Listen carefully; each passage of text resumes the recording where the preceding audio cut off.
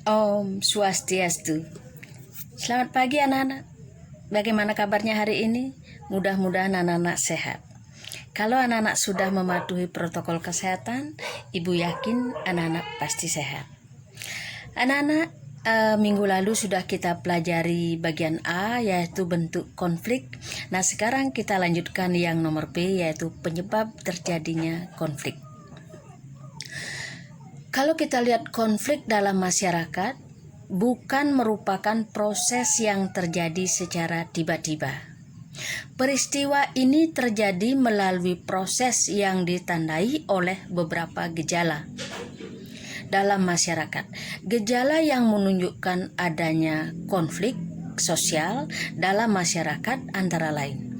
Yang pertama, tidak adanya persamaan pandangan antara kelompok seperti perbedaan tujuan, cara melakukan sesuatu, dan lain sebagainya. Yang nomor 2, norma-norma sosial tidak berfungsi dengan baik sebagai alat untuk mencapai tujuan.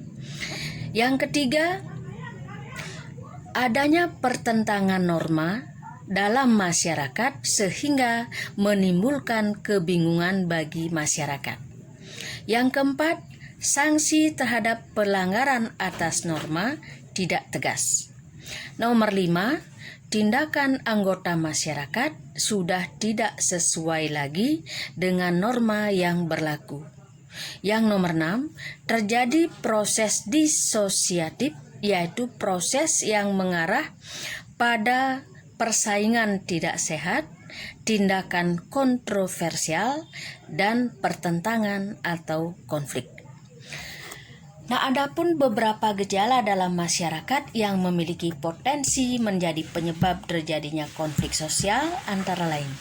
Yang pertama, gejala menguatnya etnosentrisme kelompok, yaitu perasaan kelompok di mana kelompoknya merasa dirinya paling baik, paling benar, dan paling hebat.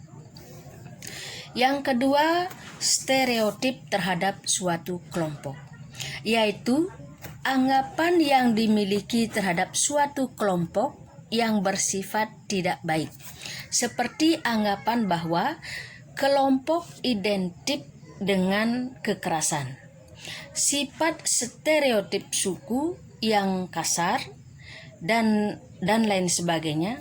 Stereotip ini dapat terjadi terhadap kelompok agama, suku, ras maupun golongan, seperti geng motor, kelompok remaja tertentu, organisasi kemasyarakatan, dan lain sebagainya. Stereotip mengakibatkan sikap prasangka terhadap suatu kelompok sesuai dengan anggapan negatif seseorang. Yang nomor 3, hubungan antara penganut agama yang kurang harmonis.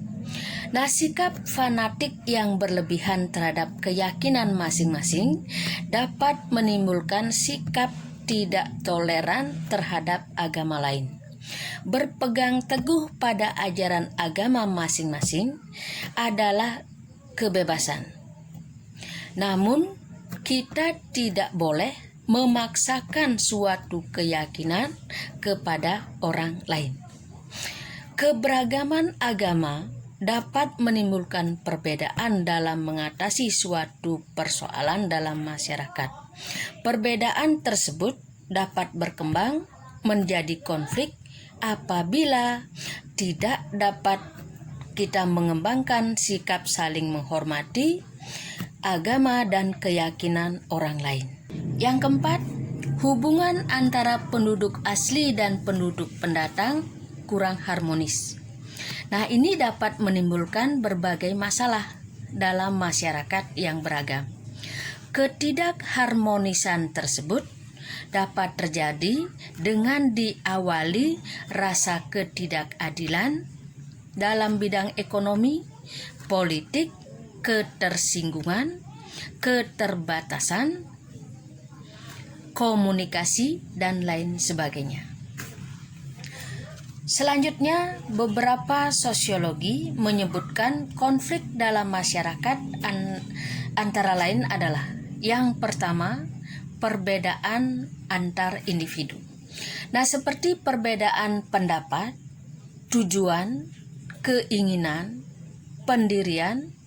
Nah, sebagai individu, setiap orang memiliki sifat dan kepribadian masing-masing. Tidak ada seorang pun yang memiliki karakter sama persis. Perbedaan individu ini dapat menjadi sumber terjadinya konflik dalam masyarakat. Yang nomor 2, benturan antar kepentingan.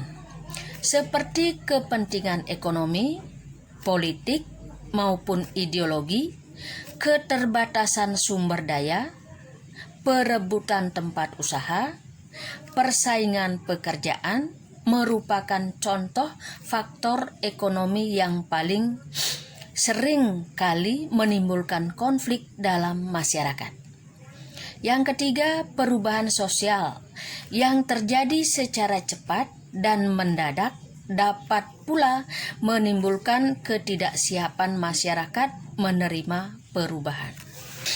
Yang nomor 4, perbedaan kebudayaan yang mengakibatkan perasaan kelompok dan bukan kelompok. Perbedaan kebudayaan seringkali diikuti oleh sikap etnosentrisme ini. Kemudian akibat yang ditimbulkan dari terjadinya konflik. Nah, kalau kita lihat dalam masyarakat, sulit kita menemukan tanpa konflik sepanjang masa. Namun demikian, kita harus mencegah agar konflik tidak terjadi. Nah, konflik dalam masyarakat memiliki akibat positif dan negatif, baik secara perorangan maupun secara kelompok. Salah satu akibat positif konflik adalah bertambah kuatnya rasa solidaritas antar kelompok. Hubungan antar anggota kelompok atau masyarakat semakin kuat. Nah, kalau kita lihat konflik juga memiliki akibat negatif. Nah, akibat negatif tersebut yang pertama adalah perpecahan dalam masyarakat. Kerukunan masyarakat akan terganggu akibat konflik yang terjadi. Yang pertama, anggota yang sebelumnya saling bertetangga berubah menjadi tidak saling tegur sapa. Ya, kita pakai nomor A yang tadi ya. Sekarang nomor B, saling membenci. Nomor C, saling berprasangka. Nomor D, apabila terjadi di sekolah, hal ini akan membuat hubungan dengan teman terputus. Nomor E, suasana belajar tidak nyaman dan tidak tertib. Nah, yang nomor 2 sekarang, kerugian harta benda dan korban manusia. Contoh nyata akibat konflik yang nomor A adalah kerusakan fasilitas umum.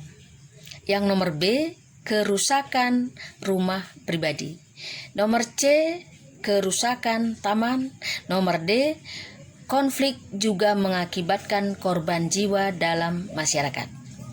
Nomor 3, kita lihat kehancuran nilai-nilai dan norma sosial yang ada seperti nilai kasih sayang, kekeluargaan, saling menolong, persaudaraan. Nah, nilai ini dapat digantikan oleh A, rasa dendam. Nomor B, curiga. Nomor C, tidak percaya kelompok lain.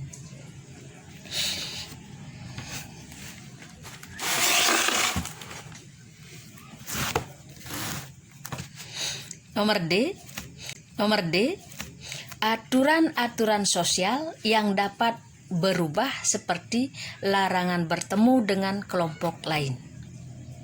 Nomor E, larangan melakukan kerjasama dengan kelompok lain dan sebagainya. Nah, kemudian selanjutnya perubahan kepribadian. Kepribadian seseorang dapat berubah akibat konflik. Misalnya, yang nomor A, anak-anak korban konflik akan menjadi pemurung, takut melihat orang lain, kemudian dendam. Nomor B, orang yang terlibat konflik dapat menjadi beringas, pemarah, dan agresif. Nah, itu saja anak-anak untuk hari ini.